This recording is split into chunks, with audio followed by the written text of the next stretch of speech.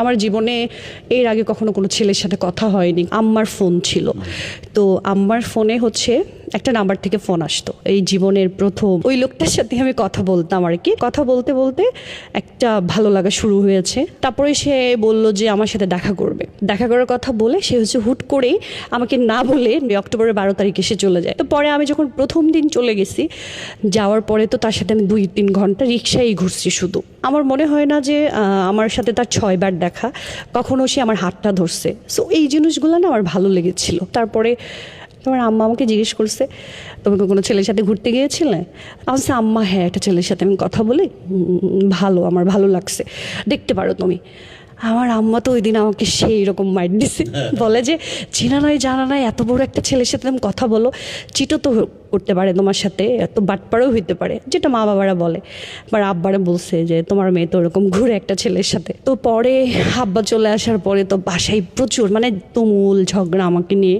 আম্মাকে শাসাইতেছে, আমাকে মানে খুব টর্চার করতেছে, কেন এটা সেটা, মানে তারা মনে করছে সেই রকম রিলেশন, আসলে কিন্তু না। পরে আমাকে ঢাকায় নিয়ে এসছে, আমার চাচার বাসা নারিন্দা, তো ওখানে আমাকে আটকাই দিছে। 2.5 মাস আমার সাথে কোনো ধরনের কারো যোগাযোগ নেই। এর মধ্যে আমার চাচার বাসা থেকে আমাকে পাত্র দেখানো শুরু করে দিল।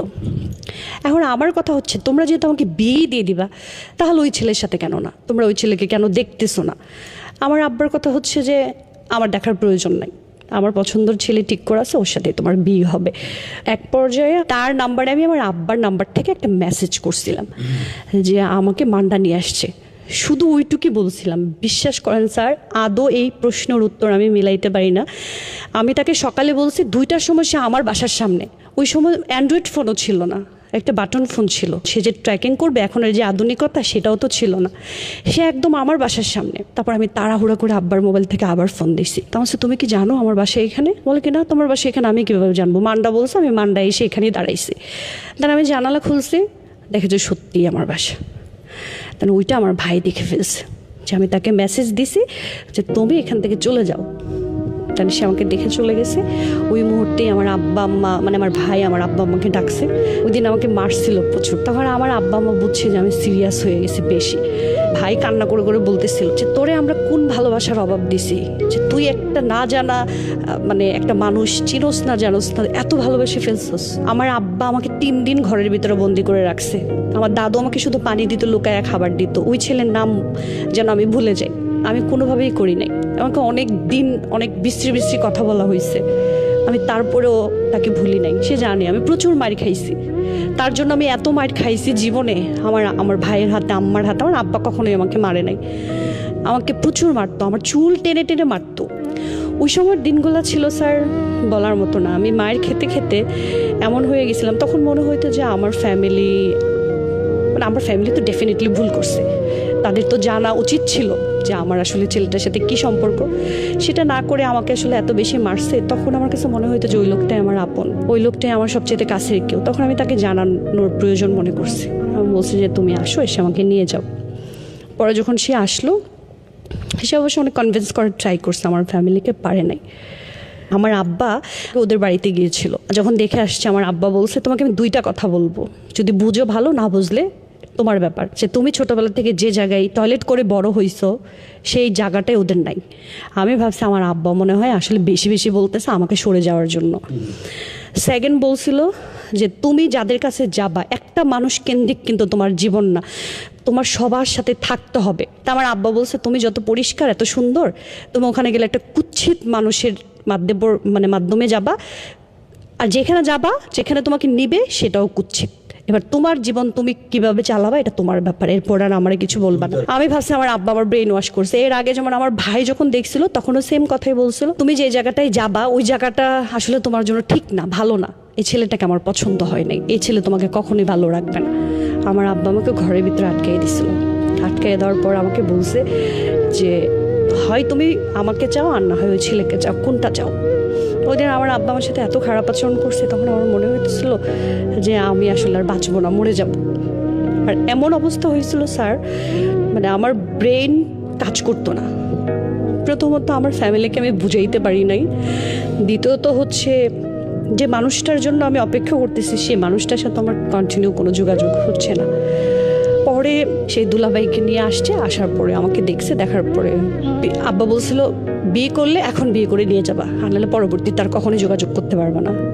এবার আব্বা মনে করছিল যে এই ছেলে আসলে ফ্লড, এই ছেলে আসলে বিয়ে করবে না। তারপরে আমার আব্বা যখন বলছে যে বিয়ে করতে হবে, তখন ও রাজি হয়ে গেছে। কি বুঝে রাজি হয়েছে ওই জানে। আব্বা বলছে 20 লাখ টাকা কাবিন, বলে যে 20 লাখ না 50 লাখ টাকা কাবিন দিয়ে আমি বিয়ে করবো ওনার মেয়েকে, ওর দুলাভাইকে বলছে বলেন। তারপরে যাই হোক বাদ বিতন্দ করতে করতে লাস্টে 5 লাখ টাকা কাবিন হলো। বিয়ের আধা ঘন্টা আগে এসে বলতেছে যে আমি তোমাকে বিয়ে করবো, তোমার কোনো আপত্তি আছে? আমি বলছি না, আমার কোনো আপত্তি নেই। আমার তখন মনে হচ্ছিল এই মানুষটার সাথে থাকলে আমি ভালো থাকবো, আর এত বেশি ভরসা করেছি, এত আশা করেছি। আমার আব্বা আমার যেদিন বিয়ে হইলো একদম আধা ঘন্টার মধ্যে সব কিছু শেষ, হাফ এন আওয়ারের মধ্যে বিয়ে শাদী সব শেষ। কবুল বললো, আমার আব্বা খাইতেও দেয় না, বলে যে যাও। যেদিন আমি বাসা থেকে বের হই, বাসা থেকে বের হওয়ার সময় আমার আব্বা বলছে যে কেউ গেটের সামনে যাবা না। আমাকে বের করে দিল। আমার দাদু গেট পর্যন্ত গেছে, আমার আব্বা চিল্লাইতেছে তোমার না করছি গেট পর্যন্ত যাইতে। তো আমার আব্বারা বলতেছে তুই এমনি করতেছিস কেন, আমার নাতিটা চলে যেতেছে, একটু যাই। পরে বলতেছে ও তো নিজের পায়ে নিজেই কুড়াল দিছে, যাইতে দাও। ধাপাস করে দরজাটা লাগাই দিল, একটা সাউন্ড হইলো। আমি তার পিছনে তাকাই নেই গুরু। ওই লোকটা, যে লোকটা উপরে আমার ভরসা ছিল, সে আমার হাত চেপে ধরছে, আমাকে বলছে আমি তোমার সাথে আছি, পিছনে আর আমি তাকাই নেই। আমি ওই অবস্থায় গাড়িতে উঠে গেছি। খারাপ তো লেগেছে, আমার চোখ দিয়ে পানি পড়তেছিল। মানে আমার আমার মানে আমার আমার মানে ভিতর থেকে যে একটা কষ্ট, ওইটা শুধু ওইটুকুই ছিল। আমার ফ্যামিলি আমাকে এরকম করে বিদায় করে দিল। মানে মানুষের তো একটা বিদায়ের একটা পর্ব থাকে। আমার দাদুকে আমার কাছে আসতে দেয় নাই।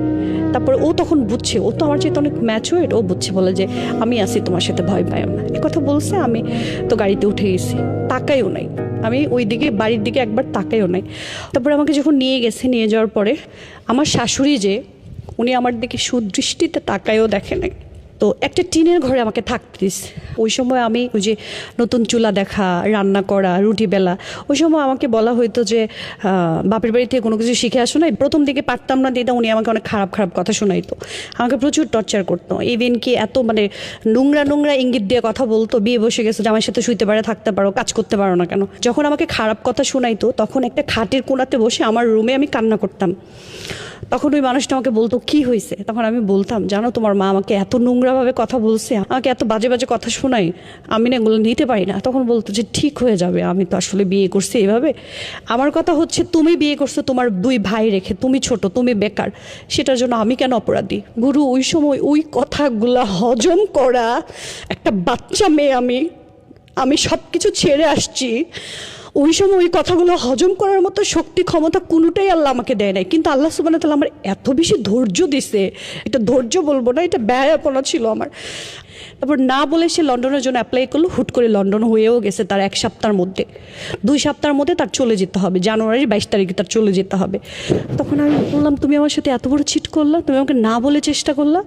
বলে কি এটা হয়ে গেছে, আমি জানতাম না, যখন চাইছি তখন হয় না, এখন আমি চাই নাই, হয়ে গেছে। সে আমাকে বলে যে তোমাকে আমি বাড়িতে রেখে যাব, আমার আব্বা আম্মা তোমাকে খুব আদর করবে, তুমি পড়াশোনা করবা, তুমি ইন্টার পাস করবা, ইন্টার পাস করার পরে তোমাকে আমি স্টুডেন্ট ভিসায় লন্ডনে নিয়ে যাব। বলে কি আমার কথা যখন তোমার মনে পড়বে তখন আমার বাবা মাকে দেখবা। তাহলে আমি বলছে যে তাই না, তুমি আমাকে এমন জায়গায় রেখে যাচ্ছ। সে আমাকে কমিটেড করে গেছে গুরু, এত টাউট ছিল যে তুমি মরে গেলেও আমার পারমিশন ছাড়াই বাড়ি থেকে বের হবে না, তুমি আমাকে কথা দাও। ওই যে এক জায়গায় আমি আটকা কথাই, আমি কখনো ওয়ার্ড ব্রেক করতে পারি না, কমিটেড ব্রেক করতে পারি না। আমি তাকে কথা দিলাম আমি এখানেই থাকবো। সে যেদিন গেল ওই দিন থেকেই শুরু, ক্ষুধার কসম তাদের টাউট আমি শুরু হয়ে গেছে আমাকে ওই বাড়ি থেকে বের করা। তার বোন আসলো, এসে রাতের বেলা আমার বলতেছে তুমি আব্বা আম্মার সাথে থাকবা। আমি বলছি আমি বাবা আম্মার সাথে থাকতে পারবো না, শ্বশুর শাশুড়ির সাথে কিভাবে থাকে। এসে বলতেছে এই তার বাচ্চা, এই শুরের বাচ্চা, আমার মাকে উঠে বকতেছিল। আমার যে মা আমাকে দুনিয়াতে এনে পাপ করে নাই, আমার পাপ আমি এই বাড়িতে আসছি। এই শুরের বাচ্চা, এই তুই এক্ষুনি এই মুহূর্তে বেড়ে যা, তোর এত শরম লজ্জা নাই, তুই এত ভ্যায়া কেন? তোকে তাড়ানোর জন্য এত অত্যাচার করা হইতেছে তোর উপরে, তাও তুই বাইরেস না, তুই স্যাসরা ফ্যামিলির। পরে আমি বলছি আমি যে মানুষটার জন্য আসছি ওই মানুষটা না বলে তো আমি বের হব না, আপনি কে আমাকে বের করার?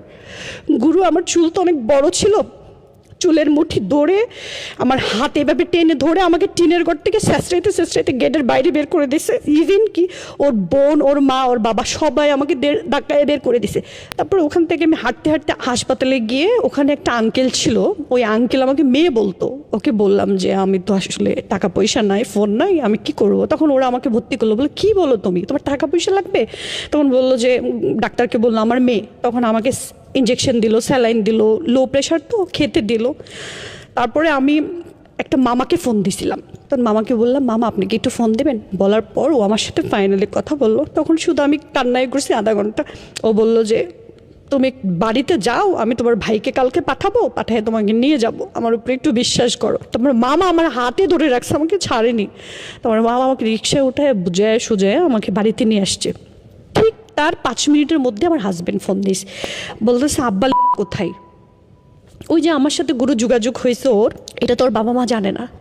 বলে কি ও তো নাই, ও তো গতকালকে বাড়ির থেকে চলে গেছে, কি জানি কোন ছেলের সাথে ভাইগে গেছে, তোমার কোন বন্ধুর সাথে সারা রাত কাটায়া তারপরে আসছে। দেখেন কত বড় নোংরা হইলে মানুষ এগুলা বলতে পারে। বলে কি ও যে গেছে তার প্রমাণ কি, ও নাকি জিজ্ঞেস করছে। বলে যে তুমি আমার কথা বিশ্বাস করো না, তুমি আমার সন্তান, আমি কি তোমার, আমি বাবা হয়ে কি মিথ্যা কথা বলবো? তোমার বউ তো সারা রাত তোমার এক বন্ধুর সাথে তাইকে আসছে। নাউজুবিল্লাহ, আমি সারা রাত বন্ধুর সাথে কোথায় থাকলাম, তারা আমাকে বের করে দিছে, আমি হাসপাতালে ছিলাম। তারপরে ও নাকি বলছে যে আপনারা যে আমার বাবা মা বলতে ঘৃণা হয়, আপনারা এরকম নিকৃষ্ট। তখন ও আমার সাথে বলছে তুমি আমাকে 6টা মাস সময় দাও, আমি 6 মাসের মধ্যে চলে আসবো। আমার ভাই পরের দিন বাবার বাড়িতে নিয়ে চলে গেছে আমাকে। তখন আমার আব্বা মা বলছে ছেড়ে দাও ছেড়ে দাও। আমি তখন গুরু, পৃথিবীতে মনে হয় হাজব্যান্ডের জন্য কেউ বাবা বাড়ি থেকে পালায় না। ও যেদিন লন্ডন থেকে আসছে ওই দিন আমি আবার পলাইছি। আমার আব্বা আটকায় রাখছে। ওই দিন আমার আব্বা আমার গায়ে হাত দিছে পর্যন্ত, আমার বলছে যে তুই ভুল করিস না, তুই পাগল হয়ে গেছিস। আমি আমার আম্মার বলছি আম্মা আমার বিয়ে দিলে কি হবে, আরেকটা বেটার সাথেই তো যাবো আম্মা। একটা লোকরে নিয়ে আমি থাকি, ছোটবেলা থেকে তো ও ছাড়া আমার ব্রেনে কিছু নাই, আমার চাইলে অন্য কোনো ছেলের সাথে যেতে পারবো না আম্মা। আমার আম্মা আমাকে রেসপেক্ট করে লাগেজ টাগেজ গুছায় আমার বড় ভাইরে ফোন দিয়েছে। আমার বড় ভাই করে আমার ভাসুরের বাসায় নিয়ে গেছে। সকালবেলা তাকে নিতে গেছি, পরের দিন আমি মানে এয়ারপোর্ট থেকে কাঁদতে কাঁদতে বাসা পর্যন্ত আসছি। তখন আমাকে রুমে ঢুকাইলো ও, আর আমি রুমে ঢুকলাম। ঢুকানোর পর আমাকে গলা ঝরায় ধরছে, ধরার পর বলতেছে এখন তো আমি চলে আসছি, এখন তো তোমার কান্না করার কিছু নাই, আমি তো সব ছেড়ে তোমার জন্য চলে আসছি। তখন আমি একটা কথা বলছিলাম, তুমি তোমার ফ্যামিলির কথায় আবার গলে যাবে না তো, আবার আমার সাথে ভুল করবে না তো? বলছে না। আমরা অনেকক্ষণ একসাথে ছিলাম। আসরের পর পরে ওর বাবা আর ওর মা চলে আসছে। আমি বললাম তোমার বাবা মা কি নাটক করতে আসছে? বলে যে আমারে নিতে আসছে। আমি বলছি আমি জীবনও যাব না। এরপরে তো আমাকে বাড়িতে নিয়ে গেছে, বাড়িতে নিয়ে যাওয়ার পর একদিন পরে আমাকে বের করে দিছে। তখন আমি ওকে বললাম যে এইসব নাটক বন্ধ করো, যতবার বাড়িতে নিবা ততবার আমাকে বের করে দিচ্ছে। ফাইনালি বলল যে আপনারা কি চান? বললো যে এই মুহূর্তে এখন ওকে তুমি 3 তালাক দিয়ে দিবা, ওকে নিয়ে কোনোভাবেই তুমি সংসার করতে পারবে না, তোমাকে আমি সম্পত্তি থেকে বঞ্চিত করব। তখন ও বলছে যে না, আপনি আমার যেটা থেকে বঞ্চিত করেন ওর কি অপরাধ, ওকে আমি কেন ছাড়বো? তখন ও আমাকে নিয়ে ঢাকায় চলে আসলো। তখন সে বেকার, তার বাবা মা কোনো টাকা পয়সা দেয় নাই, কিছু করে নাই। তখন গুরু আমি একটা কোম্পানিতে সেলসের জব নিলাম, চাকরির টাকা দিয়ে বাসা ভাড়া, খাওয়া খরচ, ওকে চাকরিতে অ্যাপ্লাই করার বিভিন্ন খরচ দিতাম। ও 2.5 বছর চাকরি পায় নাই। ঢাকায় চলে আসার পর যে মানুষ আমাকে বিশ্বাস করে ঢাকায় চলে আসছে গুরু, সেই মানুষ কারণে অকারণে আমার গায়ে হাত তুলতো। ও আমাকে এত টর্চার করতো, ও বাড়িতে চলে যেত না বলে বলে আমাকে। যেদিন বাড়িতে যাইতো 3 দিন পর আসতো, আয়সা উইদাউট রিজনে আমাকে মারতো। আমি শুধু এটা জানতে চাইতাম যে তুমি আমার গায়ে হাত তুলো কেন, আমার গায়ে হাত তুলো। আমি আসলে ওই একটা কথাই বারবার বলতাম, আমার কি অপরাধ ছিল, তোমার বাবা মা ভাই বোন কেন আমার সাথে এরকম করছে, তুমি কেন এরকম করছো? আমি জানি না ওইটা আমার অপরাধ ছিল কিনা। আমি যতবার বলতাম ততবার আমাকে মারতো। রাইট নাও এখনও চলে সেটা। 15 বছর এক ছাদের নিচে আসছি। আমার একটা মেয়ে আছে 9 বছরের।